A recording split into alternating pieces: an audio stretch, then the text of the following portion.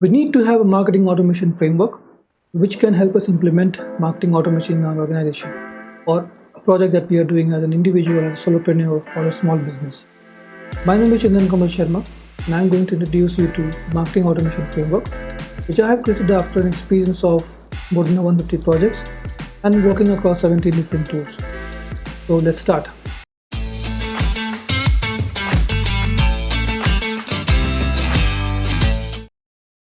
Marketing automation implementation is one of the major challenges these days. I mean, companies are getting into marketing automation a lot, and they are starting from just about anywhere. In my experience, I've seen companies also start at times when they like a feature in a particular tool. You just go ahead and buy it because probably it satisfies one of their business requirements. However, that is not the right approach. There has to be a proper framework which they also should be implementing, and that is what I'm going to present you here.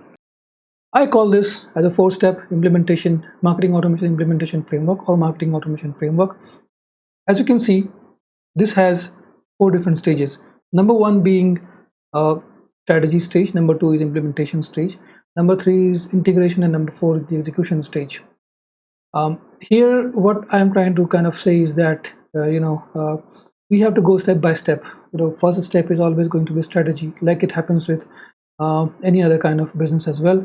We need to sit and decide on the strategy, why we need marketing automation, what is going to be our marketing strategy, what exactly is the current marketing strategy, and how we are planning to implement it through marketing automation tools or different kind of systems, right? Then all the things like an audience strategy, desired business goals out of that marketing automation implementation, what kind of criteria are going to be considered as MQL, like marketing qualified lead or sales qualified lead, or the communication strategy, or the sales channel, the channel preference in terms of what channels company is going to use to communicate with their customers or prospect customers or the prospects.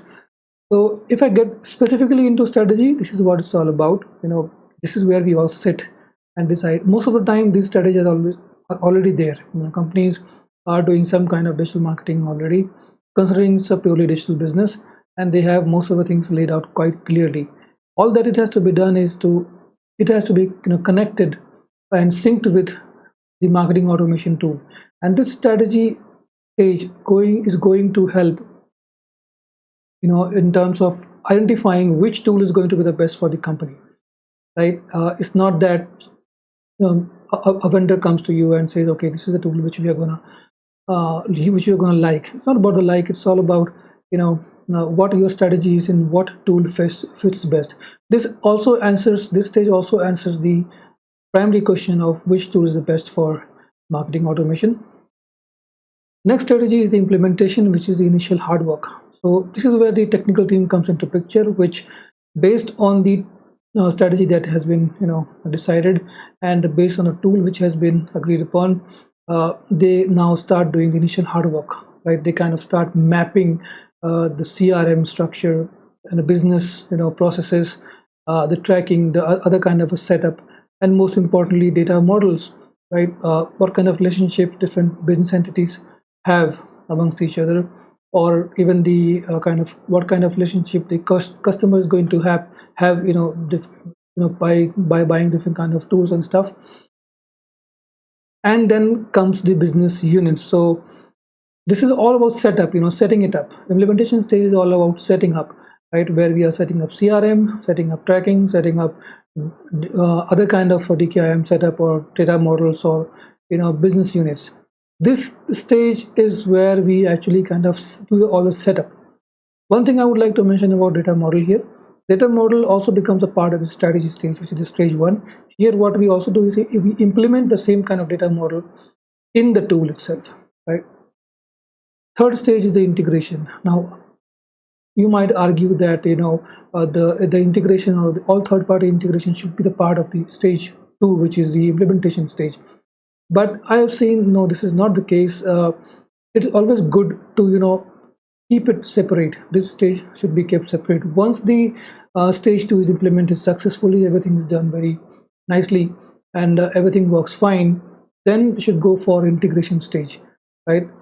What it means is we have to look at all the third-party tools which company might need, which might not be available. Like in the marketing automation tool, it might not be available.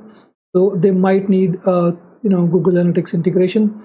They might also need some kind of QuickBooks integration for their invoicing. They might need Quotes integration, right? Quotes function for their in their marketing automation tool. If that marketing automation tool is also connected to the sales, because at the end of the day, what happens is that each and every customer can be looked upon based on whether or not they are customer at which stage, right? So if a code has been sent, this tool should also be able to send the codes as well. So codes has been a kind of an area where which has been part of both marketing to automation tool or sales automation tool as well. Webinar software, this is self-explanatory. If you see, Zoom has to be integrated with different kind of marketing automation tools. And then comes the forms, and this is not what it's all about. There could be hundreds of other integrations which company might require.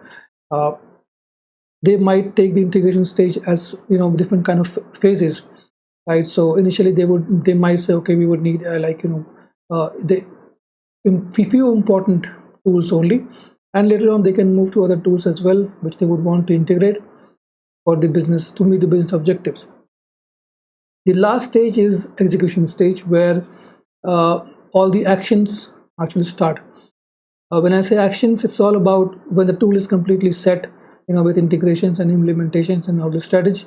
This is where you start creating this is where you start testing if everything is working fine, all the integrations are working completely fine. Then you move towards training your team, right? And then create different digital assets like your landing pages, email templates. You set up reporting, and you set up the triggers. You work for different kind of automations and workflow. You create different workflows based on your business model. So if you are an e-commerce business model, you would need different kind of a welcome message. You might want to integrate different other kind of things here in terms of based on the journey of your customer. You want to create different kind of workflows. Then create segments, personalization. You can put things in completely in the order the way you want.